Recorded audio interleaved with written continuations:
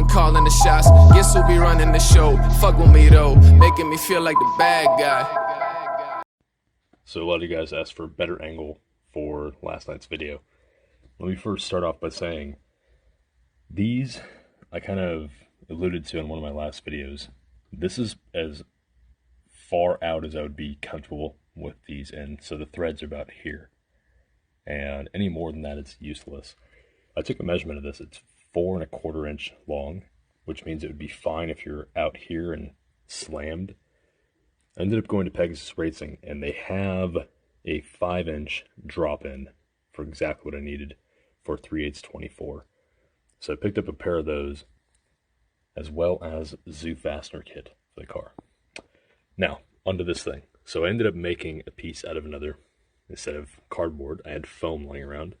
This will suck up in a curvature that goes with the chassis line. So it'll go right around here to here. And I can actually create an internal bump right here, which is kind of how it's going to land anyways. And then you can see this piece is going to have to be a little bit longer over here, so I can get this center punched on this, and I can cut away this extra here. And I'll show you guys what it looks like from other angles. Okay, so as we go along, we're covering the bulk of the fuel system all the way across, and then the exhaust goes down and over right in this region. So the idea is I wanted to have a heat shielding over the exhaust, as well as any rock and debris coming up, and this will be sitting up much higher with a curve to it. So somewhat like that, right? I've got a little line here that pokes through, and I made a little measurement for how to reshape that better. Well, just small little changes, but the idea is that it fits very far up into the frame rail region. Bolts right here, bolts to the bracket that I did back here, and should be a great little system. So later on this week, I'll be taking off these bins and just kind of tidying up over here. I've got some extra lengths that I left in there. I'll be recalibrating the little passive crossovers, finishing some of the wiring, tucking all this away, finishing some sound deadening, and of course I've got hardware now for these 5 1/4 long bolts right here. These control the upper control arm, and I brought it into the chassis, created a amplifier rack off of it, and essentially when the thing is covered, you don't see the fact that the car is modified for any suspension or any crazy huge amplifier like this Elite 5, or has a battery back here. Like, all this is very well concealed. Alright, so one of the things that a lot of people will disagree with me on is I absolutely hate when an exhaust is wire wrapped, even if it's done beautifully. I would prefer doing something kind of like these, but what I did instead is I one-upped myself because I'm Captain Overkill, and that's kind of what I do. But I've got 40-inch long, 19mm wide bands here. This only cuts about, I think, 12-ish, maybe 14. So we'll see how well this will work for the process if I have to go cut half, mark, cut half. Totally okay with that. But the idea being putting these every about 8 inches kind of gives me the tightness that I'm going for. And I think it'll appear a lot better than just these 4. Now on this exhaust heat shielding, this has an internal bonding layer that will most likely melt on first startup and turn to a gelatin-like material. I have a feeling this will need wrapped as well, or hopefully not, or it might need stripped off and done without that sort of material, which is unfortunate because of where it's located. I would have loved to keep temperature down and the sound profile.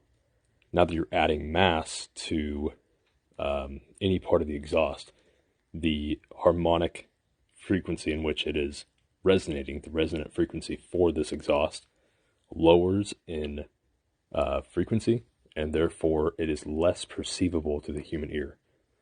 That's because we are more sensitive to higher frequencies, especially around 1 kilohertz.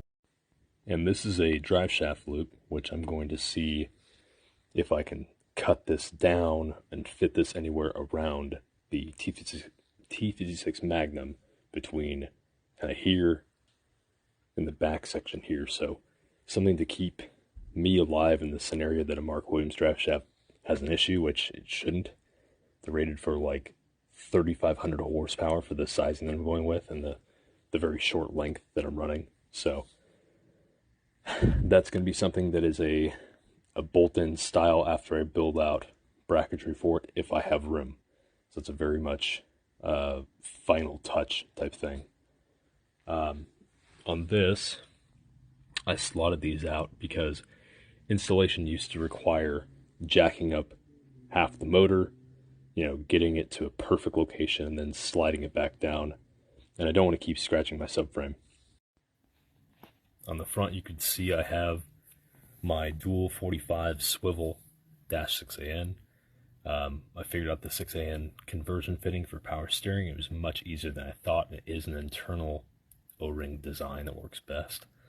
I also have a LRB speed front subframe lower section that blocks off part of the air channel, so that'll help with keeping drag to a minimum. It'll be behind my V-mount, so it should help with keeping air from only going one direction and pulling down and not capturing itself elsewhere and then causing a reversion effect inside.